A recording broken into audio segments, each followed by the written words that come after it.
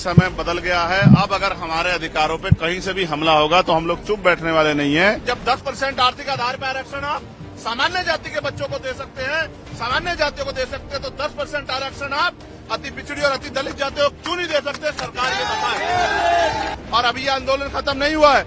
आज तो संपूर्ण भारत में भारत बंद जारी है, लेकिन 11 सितंबर को जो हमने दूसरा चरण इसका बुलाया दिल्ली में, उस दिन हम सरकार को घुटने टिकवा देंगे। चैलेंज करके कहता हूं, आज इस आंदोलन में जिस सरकार के नेतृत्व में हमारे लोगों की पीठ पर लाठियां पड़ेगी, उस सरकार की कुर्सी को पलटने का काम, तख्ता पलट करने का काम भी हम आने वाले कल में करेंगे।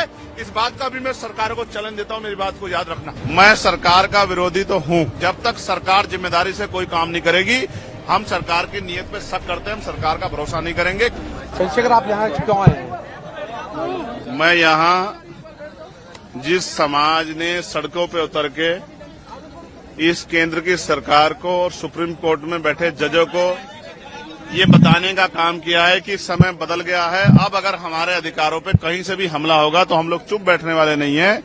उसी सरकार को ये बताने कि जब समाज सड़कों पे रहेगा तो उनके नेता भी बंगलों में, महलों में नहीं बैठेंगे, वो भी सड़कों पे रह के समाज का संरक्षण करेंगे। जिस तरह से पूरे देश में भीम आर्मी आजाद समाज पार्टी के लोग जिला मुख्यालयों पे सड़कों पे उतर के संवैधानिक तरीके से अपना ज्ञापन दे रहे हैं, अपनी बात रख रहे हैं, बंद को सफल बना रहे हैं, ऐसे ही कार्यकर्ता के तौर पे हम दिल्ली में अपनी ड्यूटी को अदा कर रहे हैं। हम दिल्ली के जंतर मंतर पे पिछले कई घंटों से अपने आंदोलन को मजबूत कर रहे हैं और ये संदेश दे रहे हैं, सारी चीजों पर नजर भी रख रहे हैं कि हम इस आंदोलन से पीछे हटने वाले अब नहीं। कुछ लोग कह रहे हैं आप विरोधी भी हैं बंद की। मैं सरकार का विरोधी तो हूं। मैं आपको बताना चाहता हूं कि सबसे पहले पार्लियामेंट में मैंने इसका ललकार कर विरोध किया और सरकार को चैलेंज किया कि सरकार अब आंखें खोल ले। अब वो दिन नहीं रहे 2 अप्रैल 2018 दोहराने का मौका न दे। और फिर सरकार ने अपनी बात रखते हुए कहा कि हम इसको नहीं कर रहे हैं, उसको नहीं कर रहे हैं, लेकिन जब तक सरकार जिम्मेदारी से कोई काम नहीं करेगी, हम सरकार की नीयत पे शक करते हैं, हम सरकार का भरोसा नहीं करेंगे। क्योंकि हमने देखा है आरक्षण पे सिर्फ ये हमला नहीं, निजीकरण के द्वारा, लेटरल एंट्री के द्वारा, जैसा अभी आपने 45 का कर दिया था, तो हमने जबरदस्त आवाज उठाई तो आपको वापस लेना पड़ा। फिर ठेकेदारी के जरिए, संविदा के जरिए, आउटसोर्सिंग के जरिए जिस तरह से आपने सरकारी नौकरियों को खत्म करके आरक्षण की धज्जियां उड़ाने का काम किया, ये किससे छिपावा नहीं है। और जिस तरह से आपकी सरकारें निजीकरण को बढ़ावा दे रही हैं, पूंजीपतियों को बढ़ावा दे रही हैं, कॉर्पोरेट सेक्टर को बढ़ावा दे रही हैं, सरकारी स्कूलों को बंद कर रही हैं, नौकरियों को खत्म करें, 69 शिक्षक भर्ती में जिस तरह आपने घोटाले किए, और फिर तमाम तरह से आपकी लंबे समय से नीति, आपकी आइडियोलॉजी हमने देखी। हम इस सरकार के ऊपर, इनकी नीतियों पर भरोसा नहीं करते, इसलिए हमें इस सरकार की नीयत पे खोट है।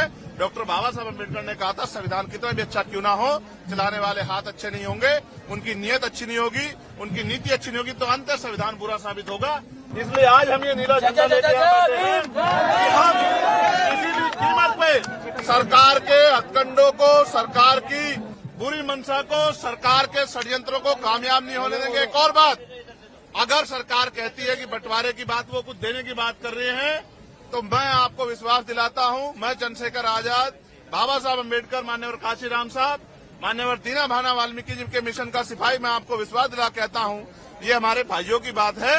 हम अपने भाइयों से इस आंदोलन के बाद टेबल टॉक करेंगे, उनकी समस्या को सुनेंगे, अपनी बात भी रखेंगे और मिलकर अपनी समस्या का हल निकालेंगे। हम बंदर बाट नहीं होने देंगे। हम सरकार को अपने अधिकारों पे राजनीतिक रूप से फायदा लेने के लिए अपने लोगों को लड़ने नहीं देंगे। हम अपने भाईचारा बना के रखेंगे। और फिर मैं कह रहा हूं, मैंने 1.5 साल पहले मांग उठाई थी कि जो जिन जातियों को अवसर नहीं मिले, जब 10% आर्थिक आधार पर आरक्षण आप सामान्य जाति के बच्चों को दे सकते हैं, सामान्य जातियों को दे सकते हैं, तो 10% आरक्षण आप अति पिछड़ी और अति दलित जातियों को क्यों नहीं दे सकते? सरकार ये बताए। लेकिन सरकार ने की मंशा ही कभी ये नहीं थी। सरकार की मंशा तो जातिगत आरक्षण को खत्म करने की है। सरकार की मंशा तो जातिगत आरक्षण को खत्म करके, हमारी संवैधानिक ताकत खत्म करके, आर्थिक आधार पर आरक्षण लागू करके अपने लोगों को फायदा देने की है। सरकार की मंशा तो लेटर एंट्री करके हमारे लोगों को सिस्टम से निकाल के, अपनी विचारधारा के लोगों को सिस्टम में बिठा के, और पॉलिसी मेकिंग में जब उनके लोग बैठे होंगे तो हमारे लिए पॉलिसियां नहीं बनेंगी। इसलिए हमें सरकार की नीयत पे खोट है। हम अपने भाइयों के साथ खड़े हैं। अगर हमारे भाइयों को हिस्सा देने की बात आएगी तो हम अपना हिस्सा भी उनको दे देंगे, लेकिन सरकार की नीयत के खोट को और सरकार की प्रणालियों को हम लोग लागू नहीं होने देंगे। और अभी ये आंदोलन खत्म नहीं हुआ है। आज तो संपूर्ण भारत में भारत बंद जारी है, लेकिन 11 सितंबर को जो हमने दूसरा चरण इसका बुलाया दिल्ली में, उस दिन हम सरकार को घुटने टिकवा देंगे। अगर आज सरकार ने घुटने टेके, उसके बाद जब पार्लियामेंट का सेशन चलेगा, आप मेरी बात को याद रखना, हम सरकार को घुटने टिकवाने के लिए एक इतनी बड़ा जन समर्थन यहाँ दिल्ली में जुटाएंगे कि सरकार की आंखें खुल जाएंगी, नींद खुल जाएगी, और हम अपने आरक्षण पे, अब अपने अधिकारों पर किसी भी तरह की जो है हमला बर्दाश्त नहीं करेंगे।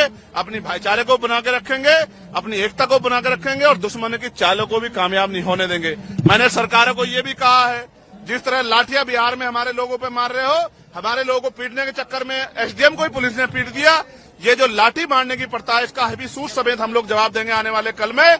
और आपकी लाठियों का जवाब जो है हम लोग अपने तरीके से, संवैधानिक तरीके से देंगे। और मैं चैलेंज करके कहता हूं, आज इस आंदोलन में जिस सरकार के नेतृत्व में हमारे लोगों की पीठ पर लाठियां पड़ेगी, उस सरकार की कुर्सी को पलटने का काम, तख्ता पलट करने का काम भी हम आने वाले कल में करेंगे। इस बात का भी मैं सरकार को चैलेंज देता हूं, मेरी बात को याद रखना। चंद्रशेखर जी, जो 2000 इलेक्शन में अभी पार्लियामेंट के जो इलेक्शन हुआ, उसमें जो लोग संविधान की कॉपी लेकर घूम रहे थे, आरक्षण और संविधान को बोल रहे थे कि आरक्षण खत्म कर दिया जाएगा, और आज वो कहाँ दिखाई दे? देखिए, मैं आज अपने समाज के संरक्षण के लिए, समाज के आवाज को मजबूत करने के लिए सड़क पर उतरा हूं। आज मैं किसी को कुछ नहीं कहना चाहता। हमारे समाज की आंखें वो सबको देख रहा है, कौन क्या कर रहा है। समाज की आंखें नहीं, ऐसा नहीं समाज की आंखें नहीं है, समाज देख रहा है। और अब समाज आने वाले कल में जो फैसले लेगा, उनसे सभी दलों को एहसास होगा कि किस तरह से चुप्पी रखी जाती है और किस तरह से बंद मुंह करके सरकार को समर्थन दिया जाता है।